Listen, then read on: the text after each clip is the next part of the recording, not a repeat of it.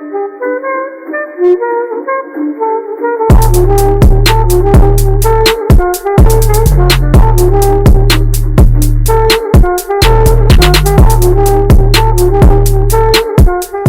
what it do, baby? It's your boy, man. Today we doing another Bible study video. Genesis chapter 9. We ain't gonna waste too much time. Let's get into it.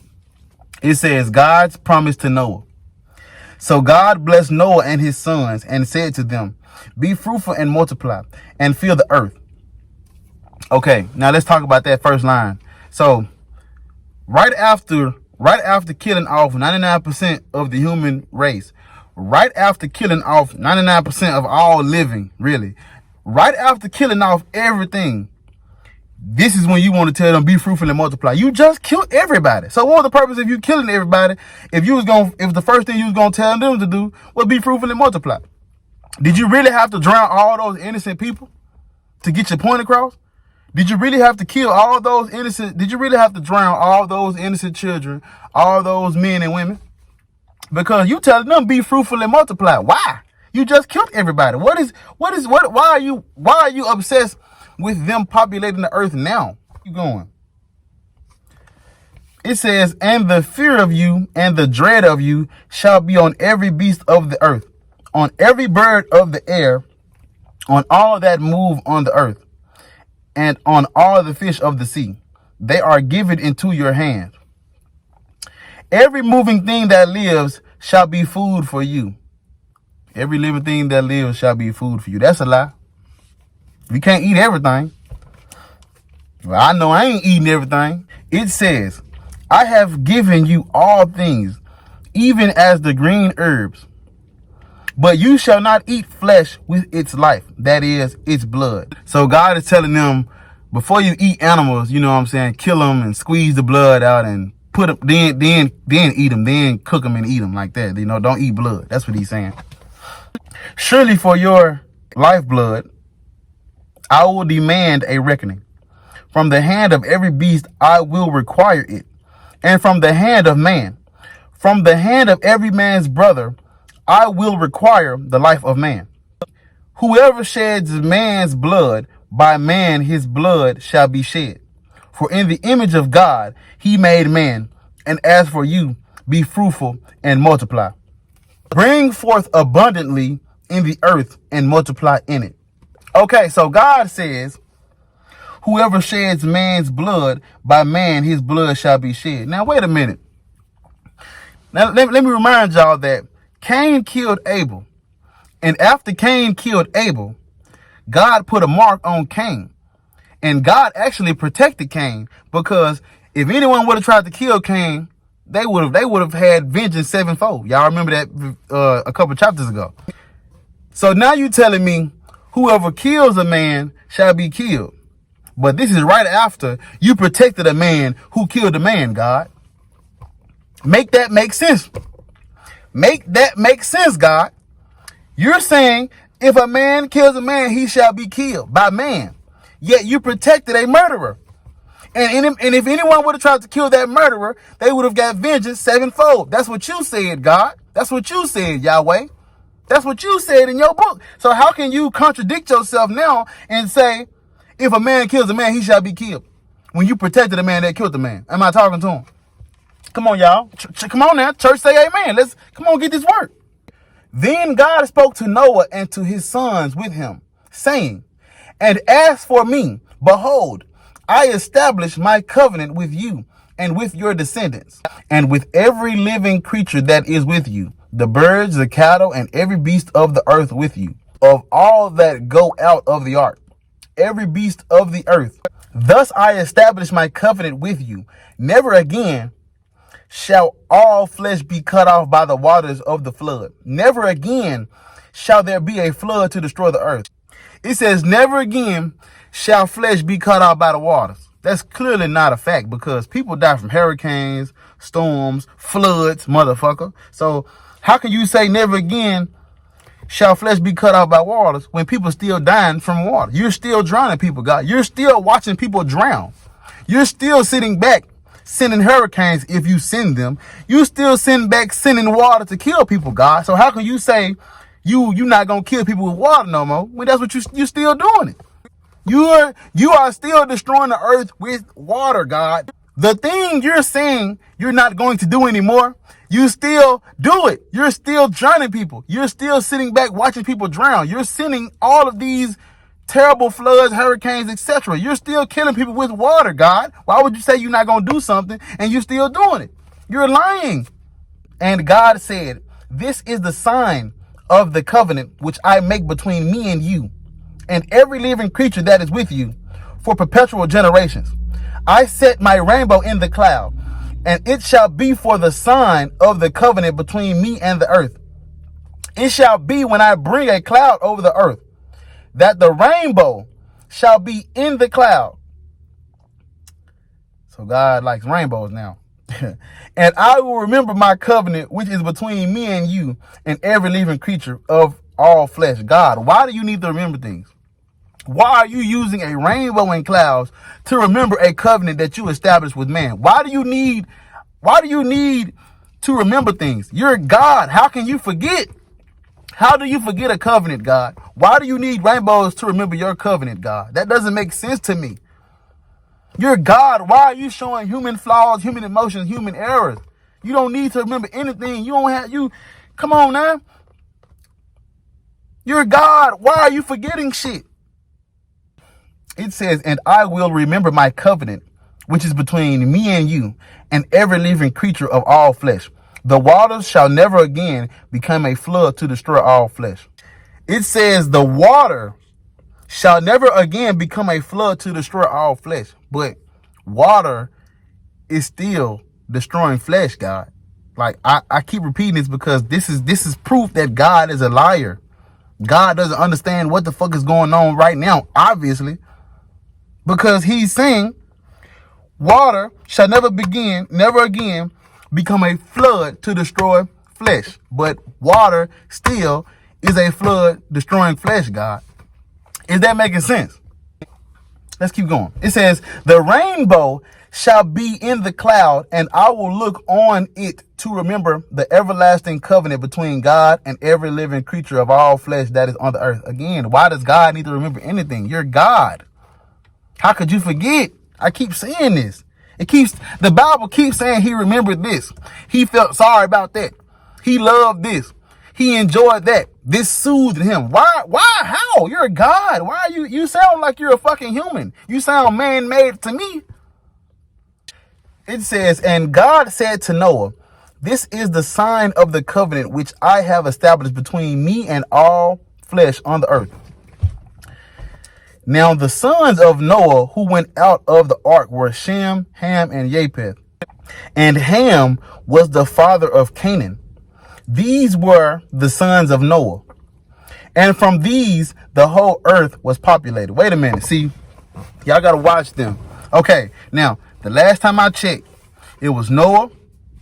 The last time I remember, it was Noah, Noah's wife, his 3 sons, and their wives. That's who was on the ark. Correct. Okay, so again, y'all, if ain't nobody on the ark but Noah and his family, who do they be fruitful and multiply with? Is literally, after his son and their wives have kids, who do those kids go out and be fruitful and multiply with, y'all?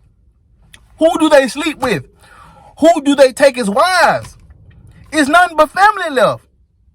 This is clearly incest. This is God clearly telling them, be fruitful and multiply with your own sisters and brothers. This is clearly God saying, be fruitful and multiply with your own kin. I want you to sleep with your family members. I want you to have kids with your family. That's what he's saying. That's what he's literally telling them. Be fruitful and multiply with your kids and your sons and your brothers and your sisters. It says, now the sons of Noah who went out of the ark were Shem, Ham, and Japheth. And Ham was the father of Canaan. These 3 were the sons of Noah. And from these, the whole earth was populated. It says from these, the whole earth was populated. That means everybody who came into existence came from these 3, Shem, Ham, and Japheth. Okay, they're brothers and they have wives. Once they this is clearly incest, y'all. Are we supposed to worship this?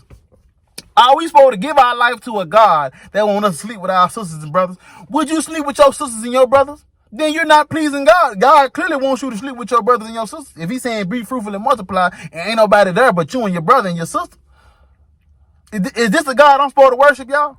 Am I supposed to give my life to this Christ? Huh? And Noah began to be a farmer, and he planted a vineyard. Then he drank of the wine and was drunk. Okay, so now we see people getting drunk. They drinking wine. Turn up then. Okay. And became uncovered in his tent. So Noah got drunk and got naked, basically. And Ham, the father of Canaan, I don't know why they keep saying Ham, the father of Canaan. Whenever they refer to Ham, they say Ham, the father of Canaan. But whenever they refer to Shem and Japheth, they just say Shem and Japheth. Like, I don't understand why they keep saying his name like that. And Ham, the father of Canaan, saw the nakedness of his father and told his two brothers outside. So Ham saw his father Noah naked and went outside and told his brothers, Shem and Japheth. But Shem and Japheth took a garment, laid it on both of their shoulders, and went backward and covered the nakedness of their father. So basically, when Ham went and told Shem and Japheth that their father was naked, what they did was they got like a blanket on their shoulders. I'm turned away from Noah, walked back towards Noah, and like threw the blanket on him without ever seeing him, naked, I guess. That's what I'm gonna go with. Okay. So it says, their faces were turned away, and they did not see their father's nakedness. Their faces were turned away, and they did not see their father's nakedness. It says, so Noah awoke from his wine, and knew what his younger son had done to him. Then he said, okay, so wait, his younger son, Ham, I guess Ham made fun of Noah. What did Ham do to Noah, y'all? Y'all let me know in the comment section. What exactly if y'all know something I don't know, what exactly did Ham do to Noah? Okay, let's keep going. It says, so Noah awoke from his wine, and he knew what his younger son had done to him. Then he said, cursed be Canaan, a servant of servants he shall be to his brethren. Wait a minute. If Ham is the one that sinned against Noah, or if Ham is the one that Noah had a problem with, why would he curse Canaan? Canaan is Ham's son. What does Canaan have to do with Ham? And what does Canaan have to do with Ham sinning against Noah, y'all? That don't make sense to me. Punish the one you got a problem with. Why are you punishing somebody? The justice system in the Bible is just crap. Like, this is how the Bible works. Let's say I punch you. When I punch you, you wake up from getting knocked out because you're going to get knocked out. These motherfuckers hurt. But let's say you wake up from getting knocked out, you're gonna go beat your little brother. That's how the Bible works. That's how the justice system in the Bible works. It's clearly flawed. This justice system is clearly flawed. Clearly, obviously, from chapter 1, from Genesis chapter 1 to chapter 9, the justice system in the Bible is flawed. This is injustice. I do something you don't like, you punish everybody else besides me. That doesn't make sense. Why is this is a repeated theme in this Bible? I'm seeing a pattern of injustice here, y'all. What do y'all think? Are y'all seeing the same pattern I'm seeing? Because all I see is a motherfucker doing something you don't like, and you go punish somebody that didn't have nothing to do with it. God. Let's keep going. And he said, blessed be the Lord, the God of Shem, and may Canaan be his servant. What? So they gonna punish Canaan for some Ham did and make Canaan a servant, aka slave. Don't let them sugarcoat it. I know this is a translation, motherfucker. I know what y'all really saying. Servant, aka slave. I ain't stupid. You can't fool me. Say what you really mean. Don't try to switch the words to sugarcoat it. Don't try to switch the words to make it sound better. Servant, aka slave, motherfucker. May God enlarge Japheth, and may he dwell in the tents of Shem, and may Canaan be his servant. Again, why does Canaan have to be a servant to Shem and Japheth for something he had nothing to do with, y'all? Clearly injustice. So when I say I'm protesting injustice, this is what the fuck I'm talking about. And Noah lived after the flood 350 years. So all the days of Noah were 950 years and he died. Bro, what? Okay, so that's the end of chapter 9.